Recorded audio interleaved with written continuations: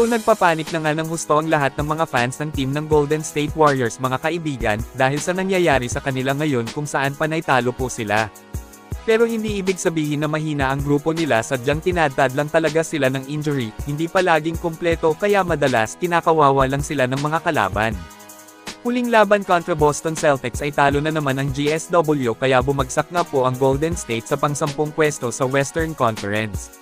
Ngunit ganun pa man mga kaibigan ay hindi pa huli ang lahat para sa Dubs dahil nalalapit na ang pagbabalik laro ni Stephen Curry. Sa pagbalik ng GOAT shooter sa lineup ng Warriors ay inaasahan din ang balik ni Al Horford, Seth Curry at Moses Moody. Ibig sabihin bago ang play-in ay makukumpleto na yung lineup nila para sa malaking chance ang makapag-playoffs at gagawa ng espesyal sa playoffs.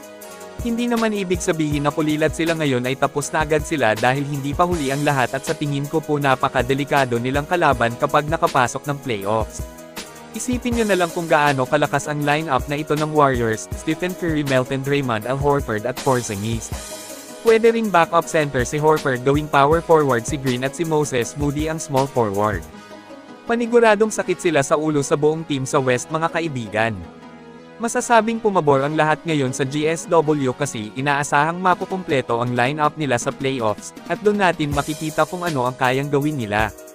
Isa ako sa naniniwalang hindi basta-basta kalaban ng Warriors kapag healthy, sobrang lalim nila for sure na makakapalag kahit anumang grupo sa Western Conference ang kaharap. Maaasahan ng mga reserba nila may Santos, Gary Payton 2 na mamaw na sa playoffs at may Seth Curry din. Kaya kahit play-in team ang Golden State Warriors ay hindi pwede na maliitin agad sila kasi kaya nilang baliktarin ang sitwasyon kapag may Steph Curry na. Samantala may good news naman para sa Warriors kasi bagaman sunod-sunod silang natatalo, ay ganun din naman ang nangyayari ngayon sa kupunan ng Phoenix Suns at Los Angeles Clippers mga kaibigan. Yung Phoenix apat na sunod-sunod din silang natatalo ngayon, yung Clippers naman ganun din na talagang nadisgrasya pa sila kontra New Orleans Pelicans sa back-to-back games nila ay natalo sila.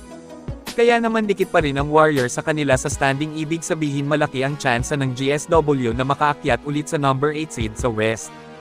Kung saan talagang kailangan ng Warriors na makuha ang kahit number 8 sa standing kasi malaki ang advantage nila sa play-in tournament. Ang number 7 at 8 kasi ay 1 win lang ang kailangan para makapasok ng playoffs at twice to bet rin. Kung matalo sa first game ng play-in ay may chance pa ulit sa second game kalaban ang mananalo sa number 9 kontra number 10 seed. Kaya tingnan na lang natin kung hanggang saan ang kaya ng Dubs, abilidad ng mga veteranong player nila at mataas na experience ang pinanghahawakan nila ngayon pati sa maraming fans ng team. Kayo mga kaibigan, ano ang masasabi nyo sa Golden State Warriors? I-comment lang po yan sa ibaba at akin pong babasahin yan. Maraming salamat po, mag-iingat at God bless sa lahat.